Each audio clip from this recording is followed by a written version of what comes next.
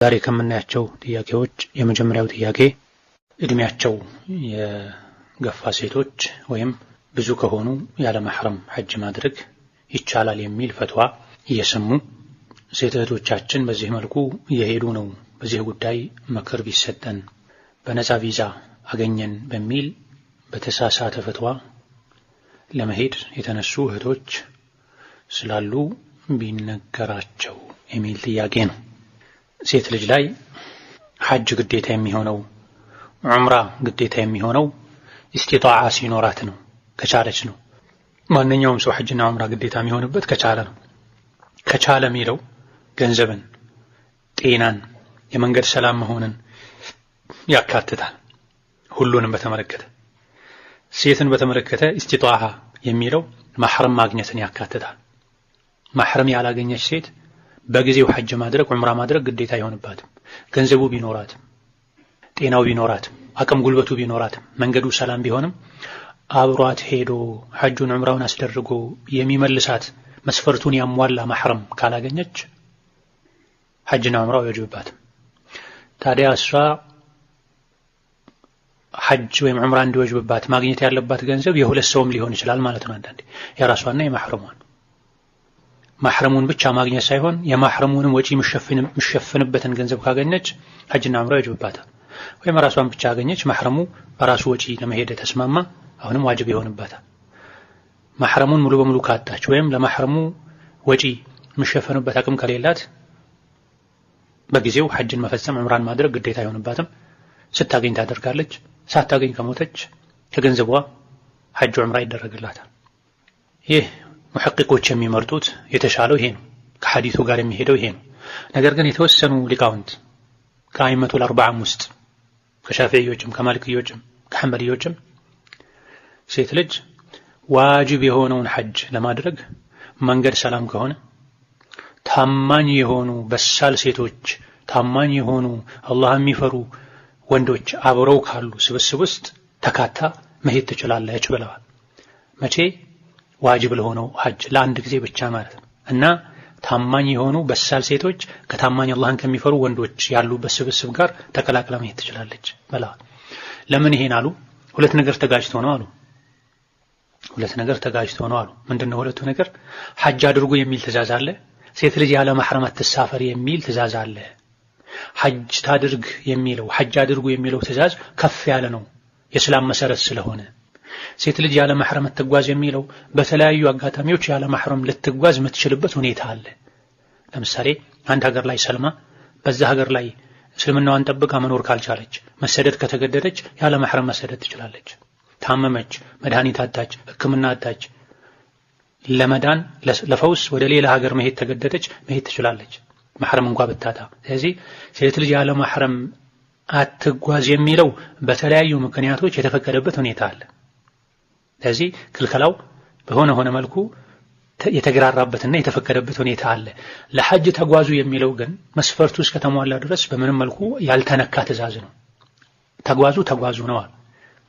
ይህ የፉቃሃዎች እይታ ነው። ግን ከሐዲስ ጋር ስናስተያየው ሐዲሱ ይበልጣል።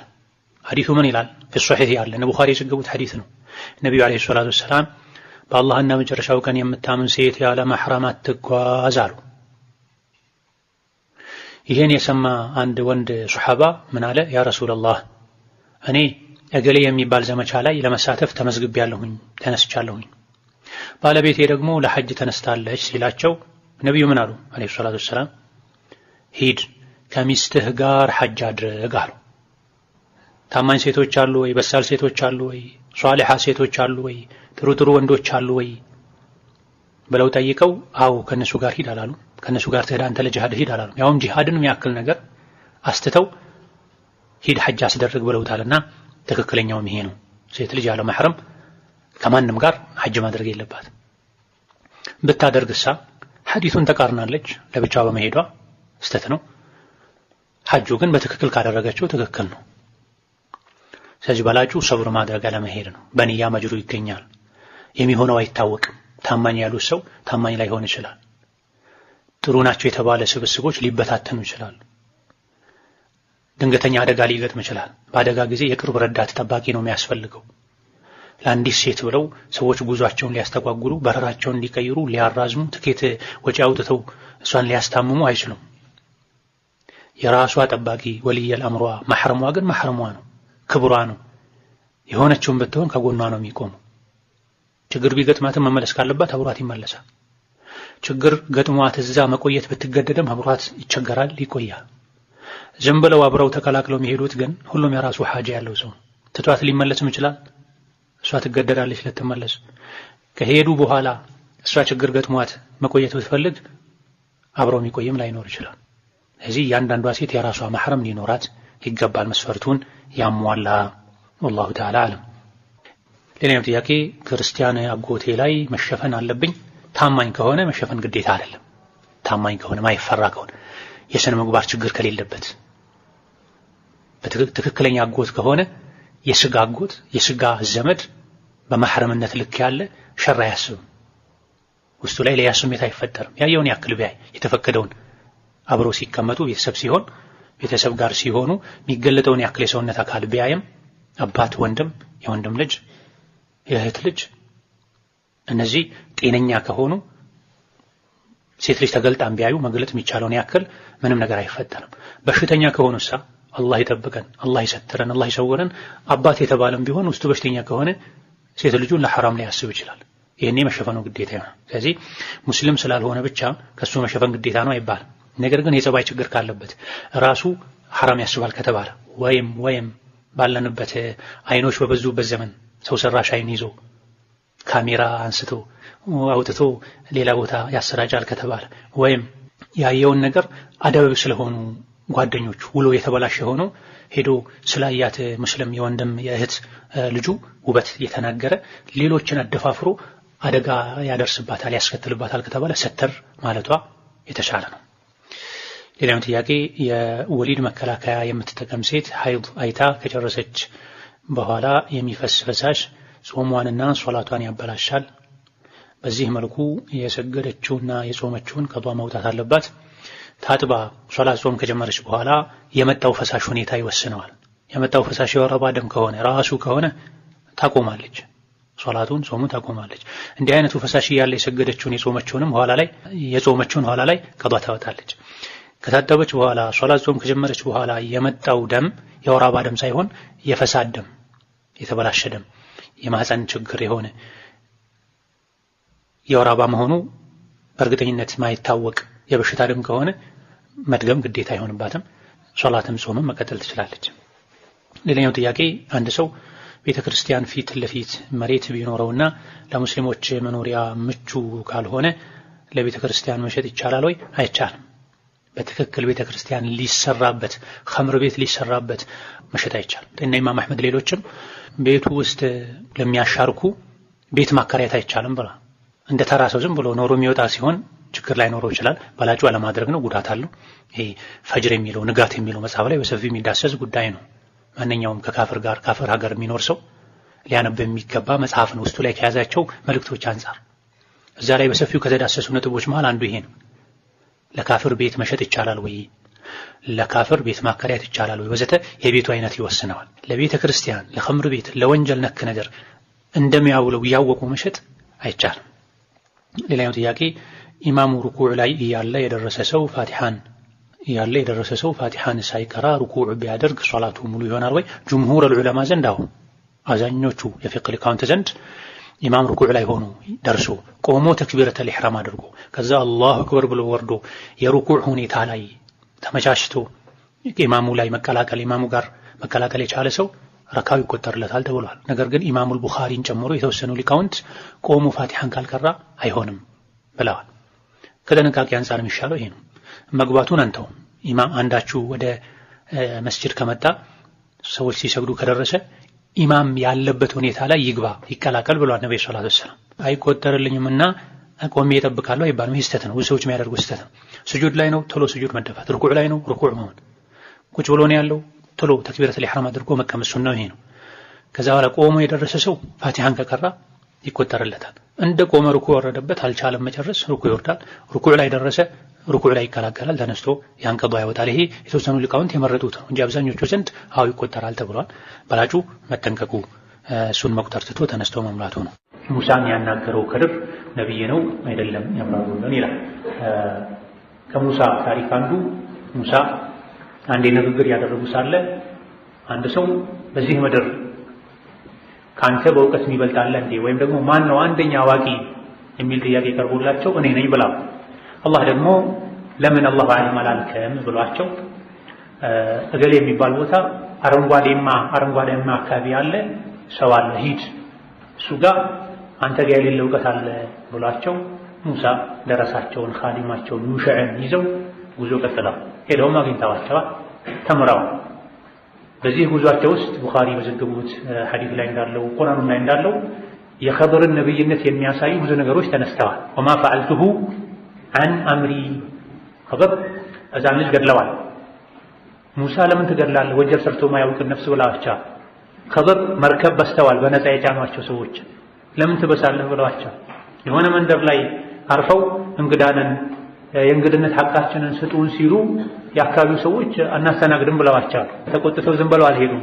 እዛው አካባቢ ላይ ሊወድቅ ያለ ቤት አግኝተው አቃንተውላቸዋል ሰርተውላቸዋል። ኸድር እነዚህ ነገሮች ለምን አደረክ ያሉ ሙሳ ቅር ብሏቸው ነው። ለነዚህ ነው መልስ ሲሰጡ ወማ ፈዐልቱሁ አን አምሪያ እኔማ በራሴ ትእዛዝ አይደለም ያደረኩት። ሕፃን ገድለው ሕፃን ለምን ገደልክ ሲባሉ ይሄ ሲያድግ አባት እናቶቹን የሚያስቸግር ሰው ነበረ፣ ወደ ኩፍር የሚጠራ ነበረ፣ ስለዚህ ገደልኩት አላህ የተሻለ እንዲሰጣቸው። ነብይ ያልሆነ ሰው ይሄን እንዴት ያውቃል? አንዳንድ ተሰውፍ ላይ ወሰን ያለፉ በከራማ ነው ያወቀው። ወሊ ከነብይ በላይ ነው ብዙ ነገር ያውቃል ነው የሚሉት። ራጂሑና ትክክለኛው በርካታ ሙሐቂቆችም የመረጡት ኸድር ዓለይሂ ሰላም ነብይ ነበሩ። ነብይ እንጂ ማንም ደፍሮ የማያደርገውን ነገር አድርገዋል። ወአተይናሁ ሚን ለዱና ዒልማ ተብሎ ከአላህ ዘንድ እውቀት የተሰጠው ነብይ ነበር። ወልይ ነው ከተባለ ወልይ ከነብይ ይበልጣል ያሉ ሰዎች ወልይ ብዙ ነገር ማድረግ ይችላል በከራማ ወልይ ከነብይ ውጭ ሆኖ የራሱን አካሄድ መሄድ ይችላል ነው የሚሉት። ነብይ አይደለም የሚሉ ሰዎች ኸድር ያን ሁሉ ያደረጉት ከሙሳ ሸሪዓ ወጥተውም አይደለም።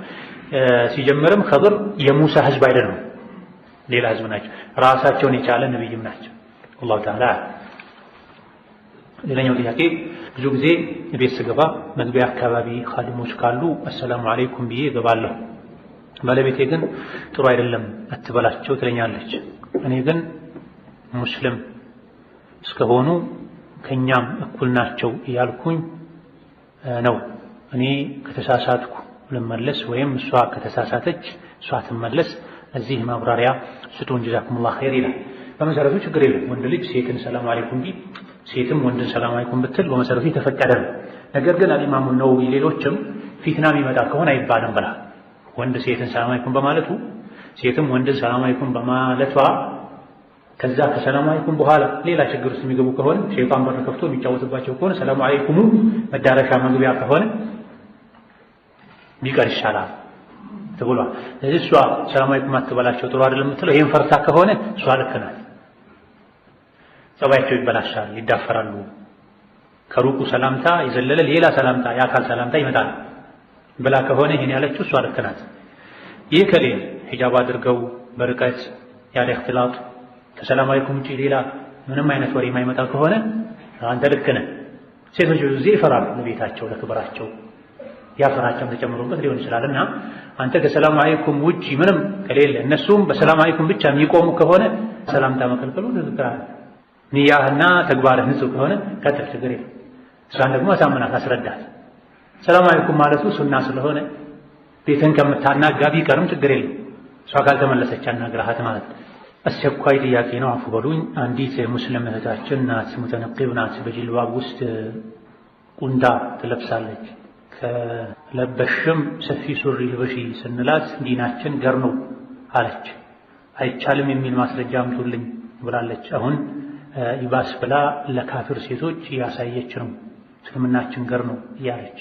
ጀዛኩሙላህ ኸይር መልሱልን። እስልምና ገር ነው። ገርነቱ በማን ሚዛን መሰረት ነው ገር ነው የሚባለው? ገርነት እኮ ጥግ የለውም። ሱሪም አድርጎ ሄዶ አንድ ሰው ገር ነው ሊል ይችላል። እርቃኑን ሄዶ ገር ነው ሊል ይችላል። ጥግ የለውም በሱ አመለካከት ከሆነ ገርነቱ። የአላህ ዲን በሚያላላም በሚያጠብቅም መሃል ነው። አዎ ዲኑ በመሰረቱ ገር ነው፣ ግን ገርነቱ ሁሉም በመሰለው መልኩ የሚተረጉመው አይደለም። ወከዛሊከ ጀዐልናኩም ኡመተን ወሰጣ መካከለኛ ህዝቦች ነን። ሴት ልጅ ከጅልባብ ስር ከአባያ ስር ሱሪ ማድረግ ትችላለች አትችልም? በመሰረቱ ትችላለች። ዓላማዋ መሸፈን መሰተር እስከሆነ ድረስ። ነገር ግን ሰፋ ያለ ረዘም ያለ መሆን አለበት። ሆኖም እሷ ቁምጣም ይሁን ሌላ አጭር ሱሪ ማድረጉ ብቻ ችግር የለውም በጅልባብ እስከተሸፈነ ድረስ። ግን ችግሩ ለካፍር ሰዎች ታሳያለች የሚለው ለካፍር ሰዎች ማሳየት የለባት። በርካታ ፉቃሃዎች የሱረቱ ኑር አው ኒሳኢም የሚለውን አንቀጽ መሰረት በማድረግ ሙስሊም ሴት ለካፍር ሴት ሰውነቷን ማሳየት የለባትም፣ ካፍር ሴት ልክ እንደ ወንድ አጅነቢ ናት የሚሉ አሉ። በጣም በርካታ ፉቃሃዎች ካፍር ሴት ልክ እንደ ወንድ አጅነቢ ናት። ምክንያቱም ቁርአኑ አው ኒሳኢም ነው ያለው። ወይም ለሴቶቻቸው ቢገለጹ ቢታዩ ችግር የለውም፣ ሴቶቻቸው ማለት ሙስሊም ሴቶች ማለት ነው ብሎ ይፈሰራል። ምንም እንኳ ራጂሑ ከወንዶች በተቃራኒ ለማለት ነው ሴቶች የተባለው ቢባል። ምክንያቱም አይሻ ጋር አይሁድ ሴቶች የገቡ ይወጡ እንደነበረ ተነግሯል። አይሻ ጋር አይሁድ ሴቶች የገቡ ይወጡ ነበር። አይሁድ ሴቶች በገቡ ቁጥር አይሻ ጅልባባቸውን ንቃባቸውን ያደርጉ ነበር አልተባለም። አላሁመ ኢላ ብዙ ጊዜ አደብ ስለሚጎድላቸው ሐያ ስለማያውቁ አቅልም ስለሚያንሳቸው ያዩትን ነገር ሁሉ ሄደው ለወንድ ይናገራሉ። ወንድ የተገለጠችለትን ሴት ስለሷ የተነገረውን ሴት ሁሌ ጭንቅላቱ ላይ መላልሶ ያስባል። እሷን ማግኘት ይፈልጋል። ኢብኑ ጆዚ እንዳሉት አንተ ጋር በሀገሩ አለች የምትባል መልካም ሴት ብትኖር እንኳ አንዲት የተሸፈነች ማንነቷን ማታውቅ ሴት በግዳድ ገባች ቢባል ማናት ይልሃል ጭንቅላትህ ብለዋል። ስለዚህ ካፍሮች ሲሆኑ በተለይ አንዲትን ሴት ካዩ ስለሷ ውበት ስለሷ ሁኔታ ሄደው ዲን ለማይገድበው አደው ለማይገድበው ወንድ ለወንድማቸው ለባላቸው ቢናገሩ እሷ ላይ ጥቃት ሊደርስ ይችላል፣ ፈተና ሊደርስ ይችላል። ከዚህ አንፃር ሙስሊም ሴት ካፍር ሴት ጋር ስትሆን መገላለጥ የለባት፣ ጠንቀቅ ማለት አለባት። ሲቀጥል ከጅልባቧ ስር እንኳ ቁምጣም ትበለው አጭር ሱሪም ትበለው ምንም ትበለው ቢቻል ዋናውኛ አይቻልም ወደሚለው የምንሄደው ከታየ ነው። በሰፊው ጅልባብ እስከተሸፈነ ድረስ ችግር የለም ነበር። ግን ለካፍር ማሳየቱ መገላለጥ ለካፍር አይደለም ለሙስሊም ሴትም ሙስሊም ሴት ጠባብ ልብስ ለብሳ መታየት አይቻልም። ከባሏ ጋር ስትሆን ብቻ ነው በቁምጣ መታየት ነው። ስለዚህ ዲናችን ገር ነው ያሉ ቁምጣ ለብሳ ለካፍር ሴት ማሳየት ስተት አሁን ኢሳኢም የሚለው በከፊልም ቢሆን ይመለከታል። እንደዚሁ ደግሞ ሴቶች ከሴቶች ጋር ሲሆኑ ብዙ ጊዜ ቤት ውስጥ ሲሆኑ የሚለብሱትን ልብስ ብቻ ነው ለብሰው መታየት ያለባቸው እንጂ በቁምጣ መታየት የለባቸው። ማደብ አይደለም፣ ሐያም አይደለም፣ ወደ ሌላ ይስባል። ዛሬ ላይ በዚህ መልኩ አጋብር ሴት ዲናችን ገር ነው ያለች መታየት ከጀመረች ወደ ወንዱም ከቤት ውጪ በዚህ መልኩ መውጣትን ያመጣል። የሐያ ተቃራኒ የሂሽማ ተቃራኒ ነው። ሙስሊም ሴት ራሷን ሰብሰብ በማድረግ ሰፋ ያለ ልብስ መልበስ ይጠበቅበታል። ሌላው ባለቤቴ ከሌላ ሴት ጋር የሐራም ግንኙነት ይጀምራል። አብረን አልጋ ከተጋራን 4 ዓመት ሆኖናል። የሐራም ግንኙነት እንደጀመረ ከማወቄ ጋር ለትዳሬ ብዬ ዝምታን መርጫለሁ።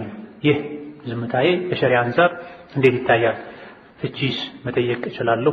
ፍቺ ጠይቄ ብፈታ ዒዳ መቁጠር ይጠበቅብኛል? 4 ዓመት ሙሉ ግንኙነት ስላላደረገን ይሄም የሆነው በዝሙት ላይ ስለወደቀ ነው። ጀዛኩሙላህ ኸይረን የሚል ይሄ ከሙስሊም የማይጠበቅ ተግባር ነው። ኒካህ ያለው ባለቤቱን ሐላሏን ትቶ ከሐራም ጋር መነጃጀስ የኢማን መልካም ምልክት ነው። ላ የዝኒ ዛኒ ሒነ የዝኒ ወሁወ ሙእሚን ብላ ነብዩ ሰለላሁ ዐለይሂ ወሰለም። ዝሙተኛ ዝሙት አይሰራም ሙእሚን ሆኖ፣ ዝሙተኛ ዝሙት አይሰራም ሙእሚን ሆኖ ኢማኑ ደክሞ ቀጭጮ። በአቡ ሁረይራ እንዳሉት ከሱ ላይ ወጥቶ ነው ወንጀል የሚሰራ። ዝሙት ሲሰራ አንድ ሰው ኢማን ከሱ ይወጣል። ከተወበተ ተመልሶ ይገባል። ካልተወበተ በዛው ከቀረ ኢማኑ ይቀር። ደጋግ የአላህ ባሮች ወላ የዝሙ ዝሙት አይሰሩ። የከፋው ደግሞ ሐላሉን ትቶ ነብይ ኢስራና ሚዕራጅ ላይ ካዩዋቸው ጉዶች አንዱ የሞተን የሚበሉ ሰዎች አይተዋል። ነብይ ሰለላሁ ዐለይሂ ወሰለም ምንድናቸው እነዚህ ጥንብ የሚበሉ ሲባሉ እነዚህ ሐላል ምስታቸውን ቤት ትተው ለሐራም የሚሄዱ ናቸው ተባሉ። እነዚህ ባለቤትህ ላይ ችግር ካለ ባለቤቱ ላይ ችግር ካለ መክሮ ገስጾ ሽማግሌ ልኮ ካልሆነችው መፍታት፣ ካልሆነም እሷን ትቶ አስቀምጦ ልጆቹ እንድትይዝለት ራሷ ተሰትራ እንድትኖር ሌላ ትዳር ማድረግ። ወንድ ልጅ ከአንድ በላይ እንዲያገባ የተፈቀደበት አንዱ ምክንያትም ይሄ። ነብዩ ሰለላሁ ዐለይሂ ወሰለም ሰውዳን መፍታት ፈልገው ነበር። አትፍታኝ እኔን ለአይሻ ሰጥቻለሁ እኔ ካንተ ጋር መኖር ፈልጋለሁ ብላቸው በዚህ መልኩ ተስማምተው የሰውዳን አዳር ለአይሻ አድርገው ይኖሩ ነው። ሌሎችም አሉ በዚህ መልኩ የሚታወቁ በታሪክ ከእሷ ጋር መቀጠል አይፈልጉም። ነገር ግን ኒካህ እንዲወርድ እሷ አትፈልግም። በተለያዩ ምክንያቶች ኒካሁ ይኖራል፣ ከፊል ሐቆች ይኖሩበታል፣ እሱ የራሱን ሌላ ህይወት ይኖራል። ስለዚህ እሷ ጋር እንዳይቀር በአራት ዓመት ሙሉ አልጋ ላይ አብረው እንዳያሳልፉ የሚያደርገው ችግር ምንድነው? መፈታት አለ።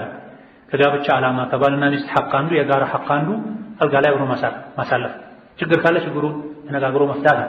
ካልሆነ ይሄ በቋሚነት የሚደረግ ዝሙት በተለይ ለሌሎችም ለቤተሰብም ይተርፋል።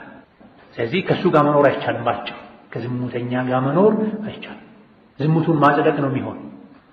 ውስጥ ላይ ለአላህ ተባረከ ወተዓላ አለመቆጣት የመኖር ምልክት። ስለዚህ ከተወበተ ከተመለሰ መመለሱን በይፋ ከታየ ከተረጋገጠ ከሱ ጋር መኖር ይቻላል። ኒካሁን ማሰር የማያስፈልገውም አውርጃለሁ እስካላለ ድረስ። በጭራሽ አልመለስም ካለ ፍቺ መጠየቅ ይቻላል። ከዝሙተኛ ጋር አብራችሁ ኑሮ ይባል። الزاني لا ينكح إلا زانية أو مشرك والزانية لا ينكحها إلا زان أو مشرك حرم ذلك على المؤمنين። ነገር ግን እዚህ ውሳኔ ላይ ከመድረስ በፊት መታገስ መምከር ያስፈልጋል።